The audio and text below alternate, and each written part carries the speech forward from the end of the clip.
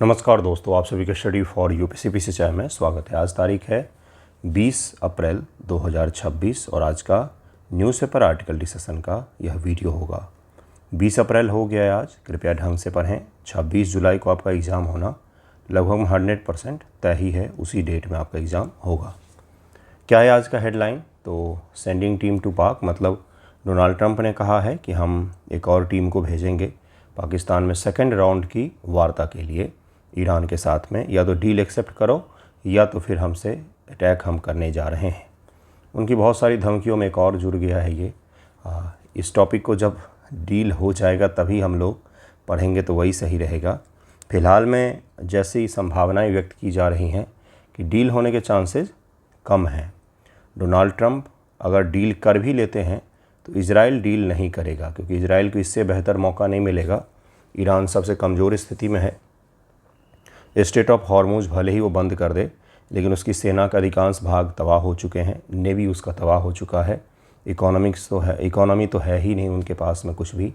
तो इसलिए इजराइल नहीं मानेगा। जहाँ तक संभावना, मेरे द्वारा नहीं, दुनिया भर के आप एक्सपर्ट को पढ़ेंगे बड़े बड़े न्यूज़पेपर में तो यही लिखा हुआ आ रहा है। सेकेंड, एक और जो कंसर्न हो रहा है वो यूरोप जो है वो भी चाह रहा है कि इस डील में हम भी शामिल हो। यानी कि इस बार अमेरिका यूरोप को दरकिनार करके खुद ही डील कर रहा है ईरान के साथ में, जबकि यूरोप चाह रहा है कि उसको भी जगह दिया जाए, क्योंकि ईरान के मामले में यूरोप की हमेशा से ही दिलचस्पी रही है और इस युद्ध का यूरोप पर भी बहुत बुरा असर पड़ा है। लेकिन डोनाल्ड ट्रंप जो है यूरोप को भी जगह नहीं दे रहे हैं, इसलिए केवल अमेरिका है वही केवल डील को चाह रहा है, बाकी कोई भी डील को अभी नहीं चाह रहे हैं। स्ट्रेट ऑफ हॉर्मुज फ़िलहाल के लिए बंद है, क्योंकि वहाँ पर ईरानी IRGC जो है उसने उसे बंद किया हुआ है। भारत के दोषी पा रहे थे, उन पर भी फायरिंग की गई, जिसको लेकर के भारत ने भी कहा कि इसका आपको कॉन्सिक्वेंसेस झेलने पड़ सकते हैं। तो ऐसी परिस्थिति जब बन रही है तो संघर्ष जो है वो विराम अवस्था में है। संघर्ष ख़त्म नहीं हुआ है अभी, और वो फिर से शुरू हो सकता है। माना जा रहा है कि कल परसों में फिर से शुरू हो सकता है। आज का जो अपना एक पहला टॉपिक होगा उसमें डिटेल में आर्टिकल आया हुआ है इंडियन एक्सप्रेस में, जिससे बताया गया कि अर्बन पॉवर्टी जो है, असमानता जो है, वो चमचमाहट के पीछे हमें दिख नहीं रहा है। दरअसल में GDP ग्रोथ के साथ में जो असमानता है उसको लेकर के डिटेल में आर्टिकल आया हुआ है, वहीं से हम लोग शुरू करेंगे। देखिए आज का पहला टॉपिक क्या है। नोएडा औद्योगिक विरोध, विकास और असमानता का विरोधाभास। केवल नोएडा में ही नहीं हुआ, मानेसर जगह कहाँ पर है तो ये हरियाणा में है। मानेसर आपने सुना होगा नाम, दिल्ली आए होंगे तो मेट्रो वगैरह भी चलता है। मानेसर हरियाणा हो गया। इसके अलावा बरौनी अपना बिहार हो गया। इसके अलावा राजौरी गार्डन, ये दिल्ली का कोड का एरिया हो गया। ऐसे तमाम और भी जगह हैं देश में जहाँ पर इस प्रकार के प्रदर्शन हुए हैं, जो एक प्रकार से तुलनात्मक रूप से काफ़ी अच्छे और डेवलप जगह माने जाते हैं। मानेसर कोई वही पिछड़ा हुआ जगह नहीं है। नोएडा, ग्रेटर नोएडा कोई पिछड़ा हुआ जगह नहीं है। बरौनी बिहार के औद्योगिक दृष्टिकोण से वर्तमान का जो बिहार है उसमें सबसे बड़ा औद्योगिक हब है बरौनी। तो ऐसे जगहों पर जब प्रदर्शन हो रहे हैं, इसका तात्पर्य ये है कि जो हमें औद्योगिक विकास दिख रहा है उसमें कहीं ना कहीं मज़दूरों का विकास जो है वो पीछे छूट गया है। बेसिक सुविधाएं, डिग्निटी, बहुत ही सुंदर इंडियन एक्सप्रेस में उन्होंने दिया है कि ये जो प्रोटेस्ट हुआ था ये वेज से ज़्यादा, मतलब तनख्वाह से ज़्यादा एक डिग्निटी वाली जीवन के लिए प्रोटेस्ट को हमें देखना चाहिए। आज के समय में जब आपको 5,000 का एक सिलेंडर मिलता है ब्लैक में, शहरों में 4,000 तक का कॉस्ट आता है, जो कि पहले 1,000 रुपये मिल जा रहा था ब्लैक में भी 1,200-1,100 के आसपास। ऐसे में कोई 12,000 की सैलरी में नहीं रह सकता है आराम से, परिवार के साथ तो बिल्कुल भी नहीं रह सकता है। तो ये जो विरोध था ये दरअसल में डिग्निटी के लिए था, सम्मानपूर्वक जीवन के लिए था। बहुत ही सुंदर शब्द यूज़ किया गया इंडियन एक्सप्रेस में, न कि केवल वेज के लिए था। यानी कि उन्होंने ये कहने का प्रयास किया बंधुओं कि वेज अर्थात सैलरी जो होता है ये सम्मानजनक स्थिति जो आपकी हो इसकी कोई गारंटी नहीं देता है। सम्मानजनक स्थिति का मतलब होता है वेज इतना हो कि शहर के महंगाई में भी अपने जीवन को सुचारू ढंग से चलाया जा सके और सम्मान मिले। जैसे अगर आपको पता हो, इथिक्स में पढ़ना होता है, जहाँ पर आपको पढ़ाते हैं कि जो नाले साफ़ करते हैं, गंदगी साफ़ करते हैं, उनकी भारत में स्थिति क्या है। अगर आपने फिल्में देखी होंगी हॉलीवुड की, तो उनकी वेस्टर्न कंट्रीज़ में स्थिति क्या है। दोनों में बहुत अंतर होता है। तो केवल वेज की बात नहीं है, सम्मानपूर्वक जीवन की भी बात है। एक छोटा सा कोई शिक्षक बन जाए सरकारी, तो आपसे वो ढंग से बात नहीं कर पाएगा, उसको लगता है कि हम ही कलेक्टर हो गए हैं। एक कलेक्टर साहब कोई बन जाते हैं तो उनको लगता है हम ही प्रधानमंत्री हो गए हैं। एक छोटा मोटा कोई जॉब कर ले तो उसको लगता है हम ही है। ये जो वर्चस्व है ना मानसिकता का, इसके खिलाफ भी यह विरोध जो था वो हुआ है, जहाँ पर हम कंपनी के मालिक हैं और आप मजदूर हैं, ये संघर्ष भी देखा गया है। इन दोनों पहलुओं की हम चर्चा करने वाले हैं। इसमें जो हुआ, बढ़ती महंगाई, स्थिर आय के कारण पैदा हुए इस दबाव के बाद उत्तर प्रदेश सरकार ने इन जिलों के लिए न्यूनतम मजदूरी में वृद्धि की घोषणा की है। क्या उत्तर प्रदेश के बाकी ज़िले जो हैं वहाँ पर न्यूनतम मजदूरी नहीं मिलनी चाहिए? क्या सभी जगहों पर मिलनी चाहिए? इसका दूसरा पक्ष क्या है? ये जो आप सुनते हैं कि आईफोन अब भारत में बनेगा, ये जो आप सुनते हैं कि सैमसंग सबसे बड़ी अपनी यूनिट जो है वो नोएडा में स्थापित करने वाली है, एलजी सबसे बड़ी यूनिट अपनी नोएडा में स्थापित करने वाली है, अमेजॉन भारत में डेटा सेंटर बना रहा है, सबसे बड़ा वेयर हाउस बना रही है। क्यों कर रहे हैं ऐसा? क्यों कर रहे हैं? ये अमेरिका में क्यों नहीं कर रहे हैं? क्योंकि अमेरिका में लॉ एंड ऑर्डर बहुत ही मजबूत है, वहाँ पर किसी का आप आर्थिक शोषण नहीं कर सकते हैं, वहाँ पर न्यूनतम मजदूरी बहुत ही हाई है। अपने यहाँ पर न्यूनतम मजदूरी 19,000 रुपये के आसपास है, जबकि वास्तविक मजदूरी जो है वो अभी भी बिलो 12,000 ही है। तो 12,000 में 12 घंटे खटने वाले मजदूर और दुनिया में कहीं भी नहीं है। हमारी 140 करोड़ आबादी है, इसलिए लोगों का जो वैल्यू है वो यहाँ पर कम है। इस कारण से ये कंपनियाँ इतने बड़े बड़े निवेश लाती हैं। तो जो निवेश दिखता है उसके पीछे का काला हिस्सा यही है।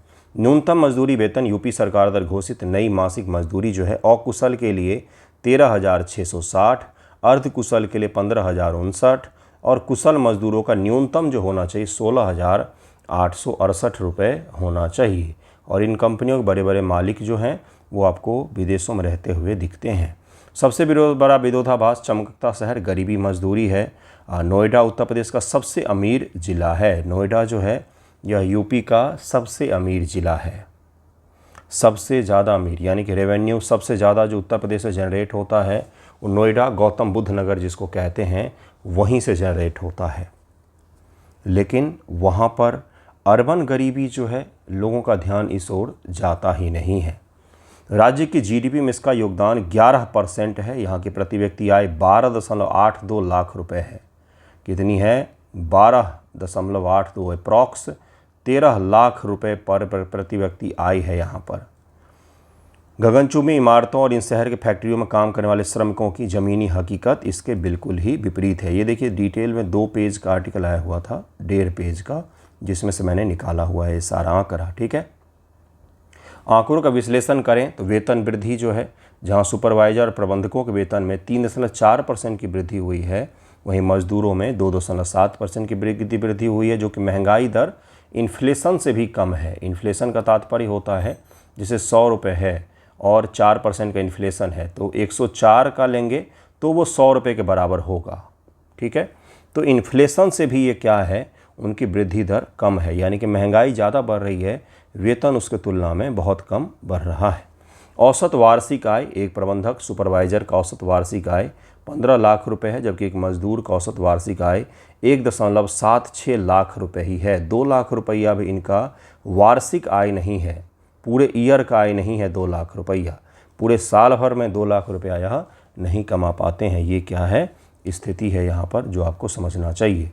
श्रमिकों की ज़मीनी हकीकत और संघर्ष क्या है, रिपोर्ट में कई केस स्टडी के माध्यम से मजदूरों की दयनीय स्थिति को उजागर किया गया है। महंगाई की मार, कई सारे लोगों के यहाँ पर उदाहरण दिए गए हैं, जिसमें उन्होंने कहा है कि बहुत ज़्यादा महंगाई, कठोर कार्य परिस्थिति, अंडर एम्प्लॉयमेंट का संकट, इन सब के कारण से क्या है, जैसे एमएससी बीएड किया हुआ है, कई सारे लोग अच्छे ग्रेजुएट होते हैं। अच्छे ग्रेजुएट का तात्पर्य कोई ऐसा नहीं है कि बहुत बढ़िया कॉलेज से पढ़े हैं, नहीं।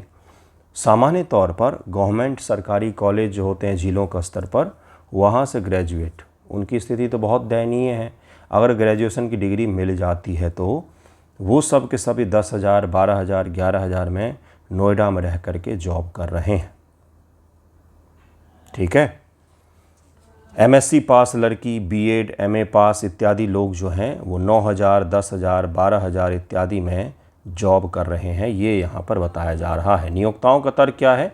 दूसरी ओर नियोक्ताओं का कहना है कि वे भी दबाव में हैं। बढ़ते वैश्विक टैरिफ, पश्चिम एशिया भू राजनीतिक तनाव, सप्लाई चेन में आ रही रुकावटों के कारण उनके व्यवसाय के मुनाफे पर असर पड़ा है, जिसके कारण से वो जो हैं इस चीज़ के कारण से वेतन वृद्धि नहीं कर पा रहे हैं जितना उनको करना चाहिए था। ये क्या है? ये है स्थिति जिसमें ट्विन डेफिसिट से इसको जोड़ सकते हैं। ट्विन डेफिसिट का मतलब होता है जिस बैंक ने कर्ज दिया उसका भी स्थिति खराब हो गया, जिसने कर्ज लिया उसकी भी स्थिति खराब हो गई। तो जो नियोक्ता हैं, जो जॉब देते हैं, उनकी भी स्थिति खराब होगी, जिनको जॉब मिला है उनकी स्थिति तो पहले से ही खराब थी। तो वैश्विक सप्लाई चेन का बाधित होना, वैश्विक जियोपॉलिटिकल युद्ध इत्यादि के कारण से ये डोमेस्टिक स्तर पर जो प्रभाव पड़ रहा है उसी को यह दिखाता है। उसी के कारण से इतना ज़्यादा अनरेस्ट क्रिएट हुआ है पूरे देश भर में। इसे अवश्य ही याद रखिएगा। कुछ डेटा मैंने आपको बता दिया है। अब एक बहुत ही सुंदर सा टॉपिक है, उच्च जीडीपी वृद्धि बनाम समावेशी विकास, यानी कि हायर जीडीपी ग्रोथ। दुनिया की फास्टेस्ट ग्रोइंग इकॉनमी हम, उसमें भी देश के इकॉनमिक हब दिल्ली के आस पड़ोस का इलाका और भी कई सारे जगहों पर हुआ है। ये सब के सब ऐसे जगह हैं जहाँ से हमें सबसे ज़्यादा उम्मीद होती है। जब वहीं पर इस तरह की परिस्थिति बने तो हमें इस कंसर्न को देखना चाहिए कि क्या कारण है कि पैसे की आमदनी तो देश को हो रहा है लेकिन वह लोगों तक नहीं पहुँच पा रहा है। इसी को हम लोग क्या कहते हैं? जीडीपी की ग्रोथ रेट है, ग्रोथ है, नॉट डेवलपमेंट। डेवलपमेंट में बहुआयामी होता है, मल्टी डायमेंशनल होता है। ग्रोथ जो होता है इसमें केवल इकोनॉमिक रूप से ग्रोथ दिखता है, सोशल और इत्यादि पैरामीटर पर ग्रोथ नहीं हो पाता है। इकोनॉमिक ग्रोथ तो है लेकिन यह सभी तक नहीं पहुंच पा रहा है, यानी कि इसको हम क्या बोलेंगे? समावेशी विकास। समावेशी का मतलब होता है देश के सामाजिक, आर्थिक, राजनीतिक विकास जो है ये जब सब तक पहुंचने लग जाए तो उसको हम लोग समावेशी विकास कहते हैं। और जब ये सब तक नहीं पहुंचता है तो हम लोग उसको क्या कहते हैं? असमानता क्रिएट हो रहा है। तो जब देश की आय तो हो रही है, ये तो ऐसा ही कंडीशन है कि घर में इनकम तो आ रहा है लेकिन वो सभी के शरीर पर, सभी के मन मस्तिष्क पर, सभी के शिक्षा पर नहीं खर्च हो रहा है या उन तक पहुंच ही नहीं रहा है। जो घर में एक आदमी कमाने वाला है वो सारा पैसा अपने पर ही उड़ा ले जा रहा है। ऐसी कंडीशन जब बन जाए तो उस घर की स्थिति क्या होगी? वैसी ही स्थिति यहाँ पर बन रही है। भारत की आर्थिक वृद्धि मुख्य रूप से सेवा क्षेत्र, देखिए ध्यानपूर्वक क्या कारण है यहाँ पर ये बताया गया है। जीडीपी वृद्धि समावेशी क्यों नहीं बन पाते, इसके कारणों को। भारत की आर्थिक वृद्धि मुख्य रूप से सेवा क्षेत्र, आईटी, फाइनेंस इत्यादि, क्योंकि सेवा सेक्टर का योगदान हमारे इकॉनमी में 60% के आसपास में है। हाँ, इससे भी ज़्यादा है। एग्जैक्ट डेटा देखिएगा। पूंजी गहन विनिर्माण द्वारा संचालित है। इन क्षेत्रों में मशीन और एआई का उपयोग अधिक होता है, इसलिए भारी निवेश, जीडीपी वृद्धि के बावजूद रोजगार पैदा नहीं होती। इसे जॉबलेस ग्रोथ कहा जाता है। जैसे कोई एक आईटी कंपनी है, आपको मैं एक डेटा देता हूँ, आप सोचेंगे तो आपको थोड़ा सा डर भी लगेगा। 2026 के पहली तिमाही में, पहले 3 महीनों में आईटी इंडस्ट्री में 76,000 जॉब कम हुए हैं। इतने लोगों का जॉब गया है, ख़त्म हो गया, ले ऑफ कर दिया गया है 76,000 लोगों को। इन सब को सैलरी मान लीजिए 1-1 लाख ही मिल रहा होगा। वैसे तो मिल नहीं रहा, उससे ज़्यादा मिलता है। अगर आप थोड़े से भी एक्सपीरियंस वाले हों तो मिनिमम 2 के आसपास सैलरी तो बनती ही है।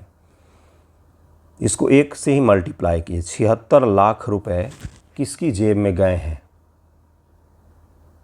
तो उस 76 लाख में से अगर मान लीजिए कंपनी ने 5 लाख या 10 लाख खर्च किए होंगे एआई जैसी टेक्नोलॉजी को अपनाने पर, तो उसके बाद भी जो 66-70 लाख रुपए बच रहे हैं वो किसकी जेब में गए? तो इन कंपनी के मालिकों के जेब में गए हैं। तो उनकी आय क्या हुई? बढ़ गई। और बाकी लोग जो थे, एम्प्लॉय जो थे, उनकी आय 0 हो गई।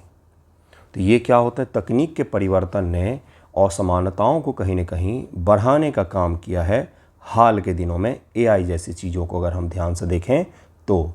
ठीक है, इसे ज़रूर ध्यान में रखिएगा। जॉबलेस ग्रोथ इसको कहा जाता है, उदाहरण दे दिया। नोएडा में हमने देखा कि एमएससी बीएड, ये न्यूज़पेपर की रिपोर्ट में है, बीएड पास लड़कियां 9,000 रुपये की मजदूरी करें। अर्थात बाजार की मांग और हमारे शिक्षा प्रणाली के बीच एक बहुत ही बड़ा अंतर है। बाजार को चाहिए एआई प्रॉम्प्ट जो सही से लिख दे, उसको भी लाख रुपए की सैलरी मिल रही है आजकल के समय में। बिल्कुल सही सुन रहे हैं आप। इससे आसान अपॉर्चुनिटी इससे पहले मानव इतिहास में कभी नहीं था जॉब हासिल करने का। लेकिन आज के समय में जॉब को बचाए रख पाना भी इससे ज़्यादा मुश्किल कभी नहीं रहा पूरे मानव इतिहास में। दोनों सिचुएशन एक साथ हो रहा, डायलेमा इसको कहा जा रहा है। अगर आप सामान्य ग्रेजुएट हैं लेकिन आपने एआई का कोई कोर्स किया हुआ, आपको प्रॉम्प्ट लिखना सही से आता है, तो आपको कहीं पर भी बेहतरीन नौकरी मिल जाएगी। ठीक है, लेकिन वही नौकरी जा भी रही है लोगों की। तो हमारे शिक्षा प्रणाली और जो बाज़ार की मांग है, इनके बीच बहुत बड़ा गैप है। बीए, एमए, एमकॉम, बीकॉम कर रहे हैं, लेकिन उसके बाद क्या? तो उसके बाद तैयारी करेंगे। ये वाला जो दृष्टिकोण है, ये कहीं न कहीं बोझ को बढ़ाता है। असंगठित क्षेत्र का दबदबा, भारत के 90% कार्यबल असंगठित क्षेत्र में काम करते। यहाँ ना नौकरी की सुरक्षा है, न ही न्यूनतम वेतन इत्यादि, न ही सामाजिक सुरक्षा। इसलिए जीडीपी बढ़ने का लाभ इन तक कुछ भी नहीं पहुँचता है। धन का असमान वितरण है। कृषि क्षेत्र पर संकट है। भारत की 45% आबादी आज भी कृषि पर निर्भर है, लेकिन इसका जीडीपी में योगदान मात्र 15% ही है, जिसके कारण से यहाँ पर भी छिपी हुई बेरोजगारी हमें देखने को मिलता है। तो ये क्या है? देश में जीडीपी वृद्धि और उसके साथ साथ आर्थिक असमानता जो है, उसके कारण यहाँ पर आपको बताए गए हैं। समाधान खुद से सोचने का प्रयास कीजिएगा। मैं नेक्स्ट टॉपिक पर चलता हूँ। ओके, नेक्स्ट टॉपिक है India extend OCI card eligibility in Sri Lanka to 6th generation. 6th generation, इस चीज़ को थोड़ा सा देखेंगे हम लोग, ओसीआई को समझेंगे। भारत के उपराष्ट्रपति ने श्रीलंका की अपनी 2 दिवसीय आधिकारिक यात्रा की एक बड़ी घोषणा की है। अब सीपी राधाकृष्णन जी हैं, ये हमारे उपराष्ट्रपति महोदय हैं। याद रखिएगा इनका नाम, ये अभी श्रीलंका के दौरे पर गए हैं, ये भी याद रखिएगा। भारत ने श्रीलंका में भारतीय समुदाय के लिए ओसीआई कार्ड की पात्रता को 6ठी पीढ़ी तक के लिए एक्सटेंड किया है, और ऐसा श्रीलंका में ही रहने वाले केवल भारतीयों के साथ में किया गया है। अब तक श्रीलंका में ओसीआई कार्ड की सुविधा केवल प्रवासी भारतीयों के 4th जनरेशन तक ही सीमित थी। विदेश सचिव के अनुसार इसे अब 5वीं और 6ठी पीढ़ी तक बढ़ा दिया गया है। ये कार्ड उन दस्तावेजों पर जारी किए जाएंगे जो कई मामलों में खुद श्रीलंका सरकार द्वारा जारी किया जाता है। ये तो हो गया न्यूज, लेकिन अब ओसीआई क्या होता है, इसको ज़रा समझने की आवश्यकता है। प्रीलिम में आपके श्रीलंका से भी पूछ सकता है और ओसीआई से भी पूछ सकता है। ओवरसीज़ सिटीजन ऑफ इंडिया इनको कहा जाता है। ओवरसीज़ सिटीजन ऑफ इंडिया मतलब विदेशों में रहने वाले भारतीय क्या होते हैं? तो ओसीआई भारत सरकार द्वारा शुरू की गई एक इमिग्रेशन स्थिति है। यह भारतीय मूल के विदेशी नागरिकों को भारत में अनिश्चित काल तक रहने और काम करने की अनुमति देती है कि आप अगर भारतीय मूल के विदेशी व्यक्ति हैं तो आप भारत में जितना लंबा रहना चाहें, जितने दिनों तक रहना चाहें, उस सब के लिए आपको स्थिति मुहैया करवाती है। सबसे महत्वपूर्ण तथ्य ये है कि यह दोहरी नागरिकता नहीं है, क्योंकि भारत का संविधान अनुच्छेद 9 दोहरी नागरिकता को प्रतिबंधित करता है। अगर आपने किसी दूसरे देश की नागरिकता ली तो भारत के साथ आपकी नागरिकता खत्म हो जाएगी। सख्त रूप से दोहरी नागरिकता को प्रतिबंधित करता है। ओसीआई कार्ड धारक तकनीकी रूप से विदेशी नागरिक ही होते हैं। वो विदेशी नागरिक हैं, बस ओवरसीज सिटीजन है। कभी उनके पूर्वज वगैरह भारतीय रहे होंगे, इसलिए उनको ओसीआई का दर्जा मिल गया है, जिसके कारण से भारत में आ जा सकते हैं आसानी से, यहाँ रह सकते हैं, बिल्कुल ही एंजॉय कर सकते हैं भारतीय लोगों के जैसे ही। बस कुछ अधिकार उनको नहीं मिलते हैं, उसके बारे में हम लोग चर्चा करेंगे। एलएम सिंघवी समिति की याद रखिएगा, उच्च स्तरीय सिफारिशों के आधार पर नागरिकता संशोधन अधिनियम 2005 के माध्यम से लागू किया गया था। बाद में 2015 में पुरानी पीआईओ कार्ड योजना को ओसीआई योजना में ही मर्ज कर दिया गया। पर्सन ऑफ इंडियन ओरिजिन इनको कहा जाता था पीआईओ, इसको भी मर्ज कर दिया गया OCI में ही। 2015 में मोदी जी गए थे अमेरिका और वहीं पर उन्होंने घोषणा की कि PIO मर्ज करते हैं हम OCI के साथ में। पात्रता मानदंड, पाकिस्तान और बांग्लादेश के नागरिक या जिनके माता पिता दादा दादी वहाँ के नागरिक रहे हों को छोड़कर कोई भी विदेशी नागरिक पात्र है यदि वह 26 जनवरी 1950 को या उसके बाद भारत का नागरिक था या 26 जनवरी 1950 को भारत का नागरिक बनने के योग्य था या ऐसे किसी क्षेत्र से संबंधित जो 15 अगस्त 1947 के बाद भारत का हिस्सा बन गया या ऐसे नागरिक का पोता पोती परपोती इत्यादि है जो इस भारत के नागरिक रहे हैं, उनका पोता परपोता इत्यादि उन सबको OCI कार्ड मिलेगा।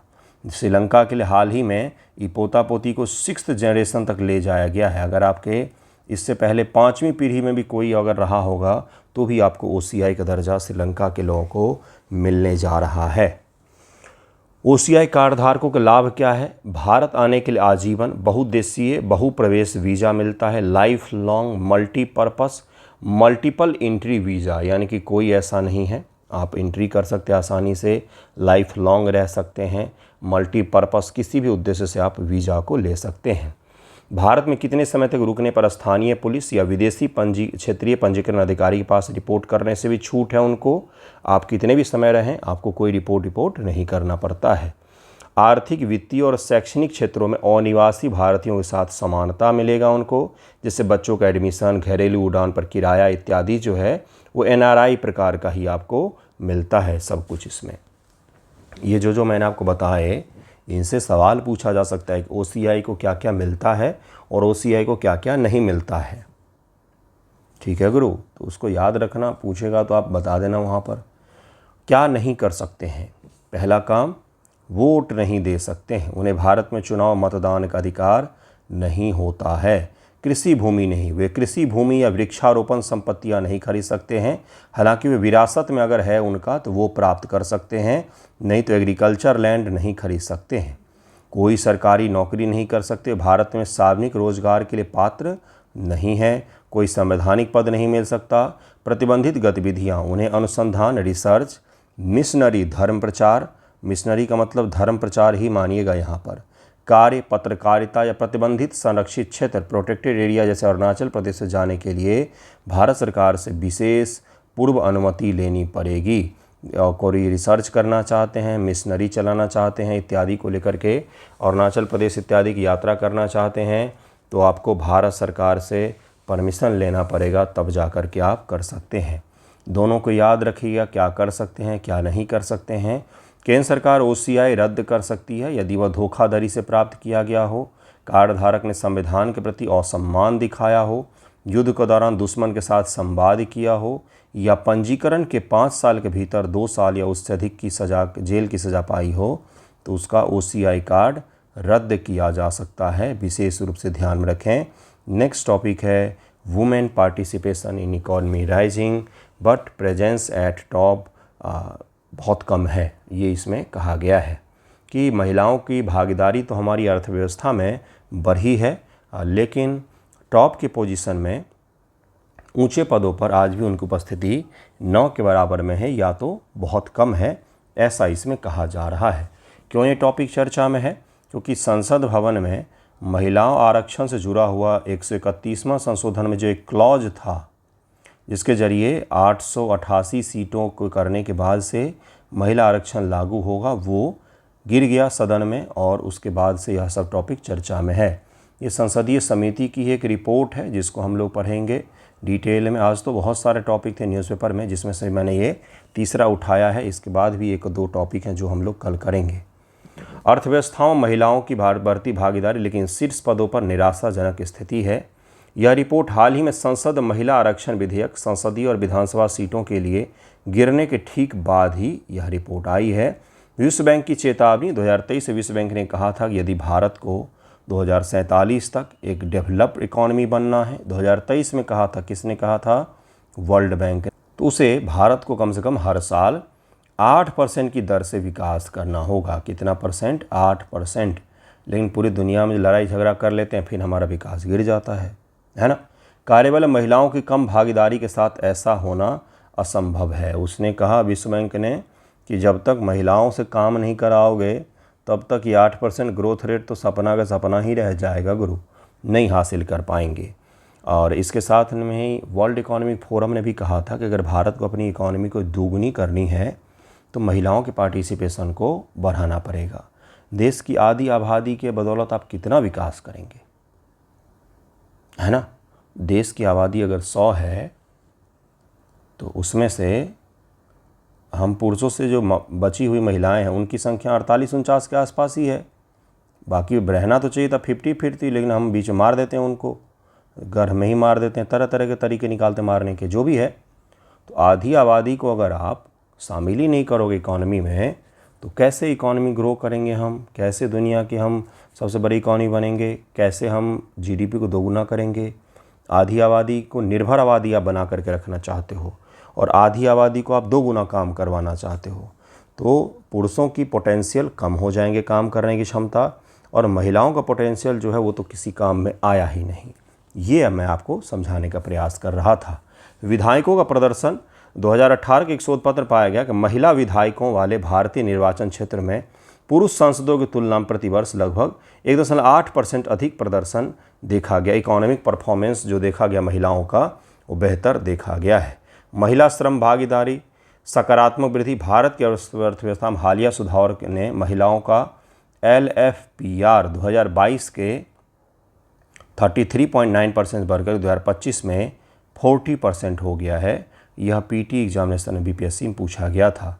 हालांकि यह पुरुषों के 80% का ठीक आधा है, यानी कि लेबर फोर्स पार्टिसिपेशन रेट जो है महिलाओं का वो कम है।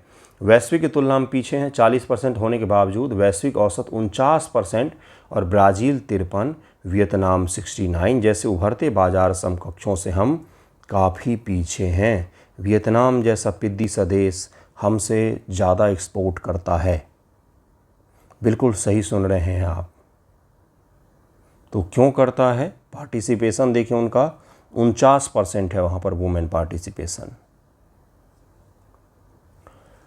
नेक्स्ट है शीर्ष पदों पर निराशाजनक स्थिति, ग्लास सीलिंग। भले ही समग्र LFPR बढ़ा हो लेकिन वरिष्ठ और निर्णय लेने वाले पद जो हैं महिलाओं की स्थिति खराब है। रिपोर्ट को इन 3 क्षेत्रों में बांटा गया है। शिक्षा जगत, IIT महिला फैकल्टी की हिस्सेदारी लगभग 14% ही है। IIT जोधपुर में सबसे अधिक 22%, बॉम्बे में 16% है। IIM की स्थिति थोड़ी बेहतर है, IIM कलकत्ता में 31% और अहमदाबाद में 20% है। लेकिन ये इसलिए भी कम है ना IIT में महिलाओं की पार्टिसिपेशन, महिला फैकल्टी की, क्योंकि IIT में ना PCM जाएंगे, ख़ास तौर से फिजिक्स, केमिस्ट्री, मैथ्स, बायोलॉजी जाएंगे, तो महिलाओं का पार्टिसिपेशन इसमें भी बहुत कम है। यानी कि मैथमेटिक्स, इंजीनियरिंग जो है इनमें भी महिलाओं का पार्टिसिपेशन बहुत कम है। आफ्टर 12th बहुत कम है। ये भी एक बहुत बड़ा कारण है। व्यापार और व्यवसाय, सांख्यिकी मंत्रालय 2025 का सर्वेक्षण के अनुसार गैर नियमित क्षेत्र में महिलाओं के स्वामित्व वाले प्रतिष्ठानों की हिस्सेदारी केवल 27% ही है। नेतृत्व और कॉरपोरेट का अगर हम लोग देखेंगे तो 2025 में विधायक, वरिष्ठ अधिकारी और प्रबंधक के रूप में काम करने वाले हर 100 पुरुषों पर केवल 13 महिलाएं थी। खेतान कंपनी के अनुसार कंपनियों के बोर्ड में महिलाओं के लिए कम से कम 1 महिला निदेशक नियम को कंपनियां अधिकतम सीमा मान लेती, इसलिए 77% कंपनियों में केवल 1 या 2 ही महिलाएं बोर्ड में हैं। बाकी तो नियम मान के केवल रखा हुआ है, बाकी वो भी नहीं रखना चाहते हैं।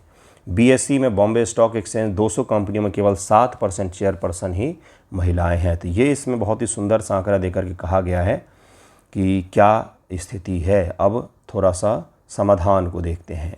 CSEP centre for social and economic progress, LFPR बढ़ने के साथ श्रम ग्रहण उद्योगों को बढ़ावा देना महत्वपूर्ण है। ये कहा गया है केवल श्रम की आपूर्ति बढ़ाने से अनौपचारिक क्षेत्र महिलाओं का वेतन कम हो जाएगा, इसलिए मांग बढ़ाना जरूरी है। कॉर्पोरेट बोर्ड वास्तविक बदलाव के लिए महिलाओं को क्रिटिकल मास उपस्थिति होनी चाहिए, अन्यथा उनकी भूमिका केवल प्रतीकात्मक ही रह जाएगी। ये भी इसमें कहा गया है। जो आपको समझना है वह है ये कि अब आपको इसी तरीके के टॉपिक पढ़ना पड़ेगा। मैं अगर केवल ये पढ़ा देता कि हमारे उपराष्ट्रपति महोदय ने श्रीलंका की यात्रा की है इससे इस तारीख को, तो ये 67 से पहले वाला जो BPSC होता ना उसके अकॉर्डिंग यहीं तक था। लेकिन अब वो वहाँ गए हैं, कहाँ गए हैं, किससे मिले हैं, क्या क्या वहाँ पर हुई हैं चर्चाएं, OCI क्या है, कब शुरू किया गया था, क्या है OCI के प्रावधान, ये अब का BPSC का पैटर्न है, ये आपको समझना पड़ेगा। अगर आप इस तरीके से नहीं पढ़ रहे हैं या आपको नहीं पढ़ाया जा रहा है तो फिर ये गलत है, ठीक है। इसी प्रकार से हिस्ट्री का भी है, इसी प्रकार से बायोलॉजी का भी, इसी प्रकार से फिजिक्स का भी है, सबका इसी प्रकार से होगा। कौन कब कहाँ कैसे से आगे बढ़ करके थोड़ा सा डिटेल में डीप आपको पढ़ना पड़ेगा, तभी जाके आप BPSC की तैयारी भी कर पाएंगे। BPSC में जो रिफॉर्म किए गए हैं वो रिफॉर्म जो है, BPSC में जो रिफॉर्म हुए ना गुरु, पहले BPSC स्टेट PCS का मतलब होता था गांव घर की भी कोई महिला है, पढ़ने में अगर अच्छी हैं तो घर पर तैयारी करके वो ऑफिसर बन सकती थी। कमज़ोर तबके के बच्चे, गरीब तबके के बच्चे खुद से भी मेहनत करके बन सकते थे। रिफॉर्म के नाम पर इन्होंने इनको दूर कर दिया है ऑफिसर बनने से, ये चीज़ है। क्योंकि सब तक इतनी रिसोर्स, इतना बेहतर पढ़ाई लिखाई, इतना बेहतर माहौल, इतने सारे स्टडी मटेरियल, इतने करंट के वैरायटीज़, ये नहीं पहुंच पाता है। तो हर रिफॉर्म के साथ में कुछ लोग पीछे छूट जाते हैं। तो इस बार यही लोग पीछे छूटेंगे जो गांव घर में रहते हैं, उन तक रिसोर्स की पहुंच कम है, वो शहरों में नहीं रहते हैं और गरीब तबके के व्यक्ति हैं, कम खर्चा कर सकते हैं, उनसे अब धीरे धीरे दूर हो जाएगा। जिस प्रकार से UPSC उनसे दूर हो गया, IIT और NEET उनसे दूर हो गया, उसी प्रकार से स्टेट PCS भी उनसे दूर हो जाएगा। जिनको हम वंचित समुदाय कहते हैं, मैं उनकी बात कर रहा था। तो यही वास्तविक स्थिति है, इसमें कुछ भी बदल नहीं सकते हम। धन्यवाद आप सभी का वीडियो देखने के लिए।